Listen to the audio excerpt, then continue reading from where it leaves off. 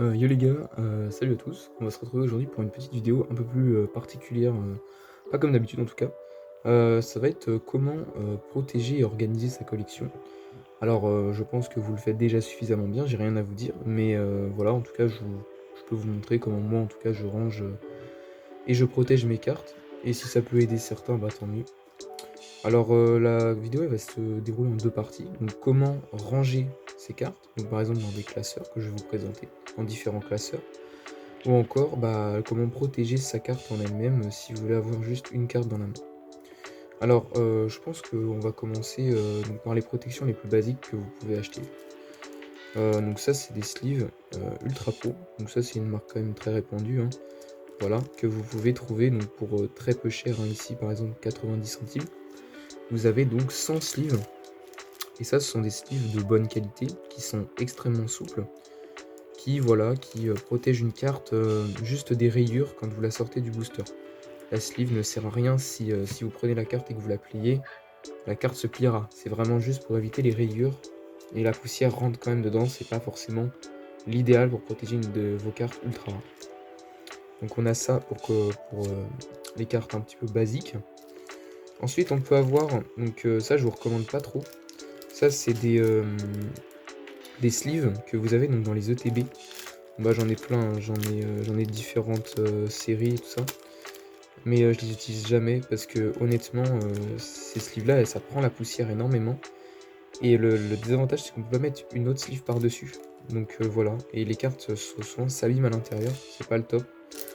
Voilà, donc dès que j'ouvre des ETB, bah, je les garde en scellé, surtout que ça se revend bien ça. Ça, c'est des gens, enfin les gens peuvent acheter ça, pour quand même un petit peu d'argent, c'est recherché. Voilà. Ensuite, les sleeves que je vous conseille vraiment pour protéger vos cartes, ultra rares, donc c'est déjà rigide ça. Donc ça, c'est un petit peu plus cher déjà, comme vous voyez, c'est 7,50 € par exemple, hein, vous pouvez trouver pour plus ou moins cher. Mais, les noirs mat de Ultra Pro, donc c'est des sleeves qui sont, donc je vais vous en sortir une, je crois, je dois en avoir quelques-unes, ici.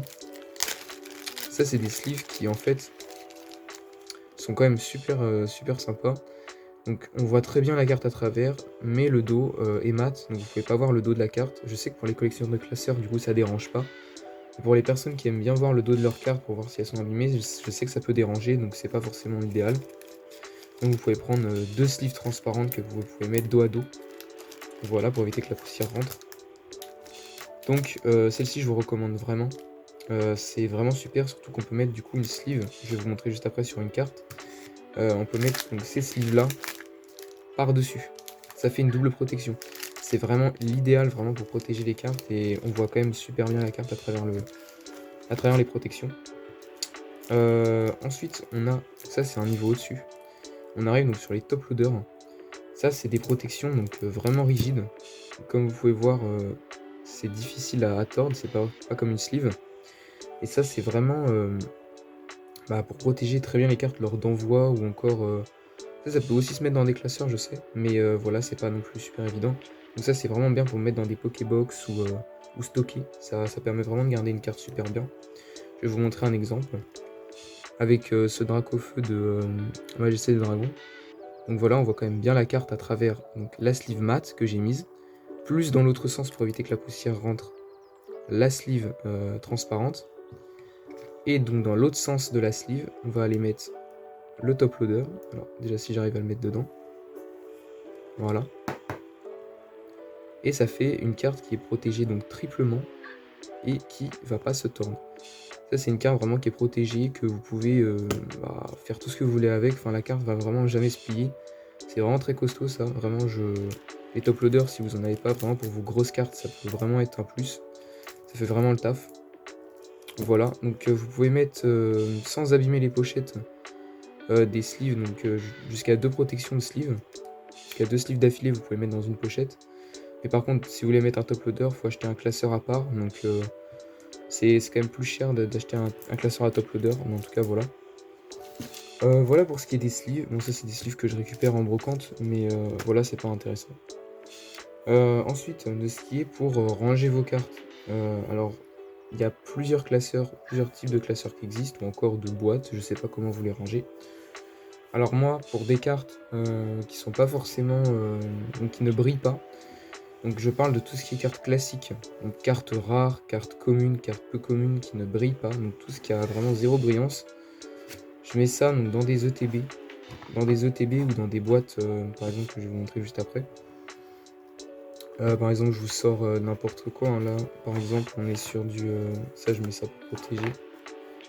Je mets n'importe quelle série. Donc là, je regarde, là, on a tout lumière interdite, voilà. On a lumière interdite que je mets d'affilée, quoi, dans le truc. Voilà.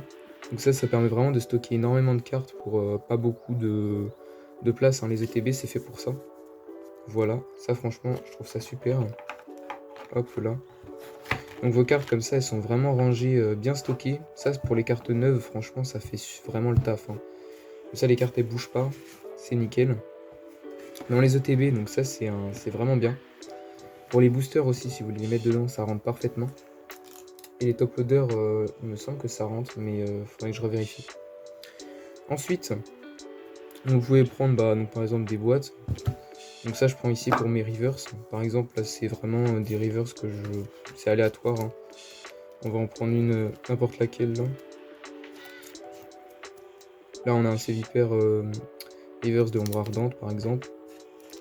On va prendre n'importe quelle autre carte, là, celle de devant. On a un Funessi rivers de glaciation plasma. Et bref, tout est rangé correctement, enfin par série.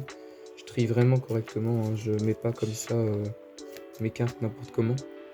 Togetic aussi. Donc tout est slivé, voilà, tout ce qui brille est slivé. Et mis donc sous protection, vraiment ça fait vraiment le taf. Là on a peut-être ouais, genre 500 rivers, un truc comme ça. Là c'est pas. Ça range quand même pas mal. Donc j'ai plusieurs boîtes comme ça, remplies de rivers.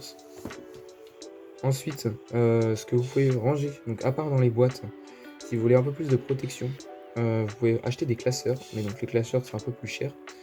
Il y a plusieurs types de classeurs. Alors, premièrement, on a les classeurs portfolio. Ça, c'en est un par exemple. Ça, je vous recommande pas du tout, hein. Ça, c'est vraiment des portfolios que je récupère en brocante ou dans des rachats de collection. C'est vraiment des classeurs qui font rentrer la poussière. Enfin, là, par exemple, j'ai mis Pokémon Go parce que c'est pas une série où il y a des cartes. Enfin, toutes les cartes holo, du coup, je les ai enlevées. Je laisse que les cartes normales. Voilà pour l'instant. Ça, c'est vraiment pas des classeurs bien parce que si jamais ça fait ça, les cartes tombent et elles prennent la poussière par le dessus, donc c'est vraiment pas terrible. Ensuite, on a donc les classeurs qui sont de la même gamme que les portfolios, parce que mais c'est des plus grands. Ça, c'est des 3x3 du coup. C'est pas des. Donc là, on a par exemple le Bloquex que je range, pas mal de cartes du Bloquex, hein. Ça, ce sera dans une prochaine vidéo, mais en tout cas, ça fait vraiment le taf. Ça, c'est bien pour protéger des cartes pas non plus super rares. Voilà, au moins ça protège bien vos cartes le temps de les mettre dans des classeurs un peu plus gros à l'avenir. Ensuite, on a des classeurs comme ici. Ça, c'est un classeur de Ultra Pro. Ça, c'est des classeurs vraiment rigides qui ont un rabat ici très, très solide, plus une lanière ici. Donc ça, c'est vraiment pour... ça, on passe déjà sur une autre gamme, hein. Ça, c'est quand même plus cher déjà. Et les cartes sont vraiment... déjà, au lieu de ranger par le haut, c'est rangé sur les côtés. Donc ça permet vraiment, si vous transportez votre classeur, de pas faire bouger vos cartes. Enfin, les cartes vont bien rester dans les pochettes, hein. Ça va vraiment tenir. Même avec une sleeve classique, les cartes vont pas bouger. Donc voilà pour ce qui est de ce genre de classeur. Ça, c'est vraiment sympathique, hein. Je recommande. Ça, c'est vraiment le classeur pour moi qui... C'est vraiment un des classeurs top pour ranger ses cartes. Mais il y a encore mieux. Il y a du coup ce qu'on appelle des binders. Donc ça, c'est vraiment le top du top. Alors, il en existe par 3x3 et 4x4. Moi ici, j'ai un 3x3. Ça coûte un petit peu quand même. Ça coûte 35 €, je dirais. Je crois que c'est un truc comme ça. Après, vraiment, vos cartes sont vraiment bien protégées. Ça, c'est des pochettes vraiment d'excellente qualité, hein. Vraiment, je recommande vraiment beaucoup. C'est vraiment... Enfin, c'est le top du top, quoi. Il y a une fermeture éclair pour pas que vos cartes... elles s'en aillent quand vous transportiez. et c'est vraiment super épais. Voilà, donc ça c'est vraiment le top du top pour le classeur. Et vous pouvez avoir au-dessus, que je n'ai pas le niveau au-dessus, c'est un classeur à top loader. Donc vous pouvez clairement mettre un top loader à l'intérieur des pochettes de classeurs. C'est vraiment le top du top, ça c'est vraiment pour des collections vraiment rares, ça que vous pouvez faire. Et on a le classeur à anneaux, ça je vous recommande vraiment pas du tout, ça c'est le pire de tous les classeurs. Par exemple, je range mes séries là-dedans XY, mais bon, je sais que les cartes peuvent s'abîmer avec, par exemple ici on a ce Galopa. Vu qu'il a été près du bord, il peut être plié. Donc ça, faut faire attention à vos cartes quand vous rangez dans ce genre de classeur, parce que ça abîme vraiment beaucoup. Donc pareil, je mets toutes mes cartes sans que ce soit ultra rare, holographique, je mets tout à l'intérieur. Ça permet vraiment de stocker les cartes, franchement pas mal, hein. Ça permet vraiment d'en stocker beaucoup. Ça, ce sera d'ailleurs le titre d'une prochaine vidéo, enfin de mes sets XY et tout ça. Ce sera, je vous présenterai tout ça. Mais bon voilà, en tout cas, vraiment ça abîme beaucoup les cartes de les mettre à l'intérieur, mais c'est une bonne alternative si vraiment vous voulez protéger pour pas trop cher. Mais en tout cas voilà, c'est vraiment pas ce que je recommande, en tout cas pour protéger sa collection. Du coup je pense que j'ai fait le tour. Après bien sûr, j'ai pas de cartes gradées, mais vous pouvez bien sûr faire grader vos cartes pour encore plus de protection. Ça y a pas de problème.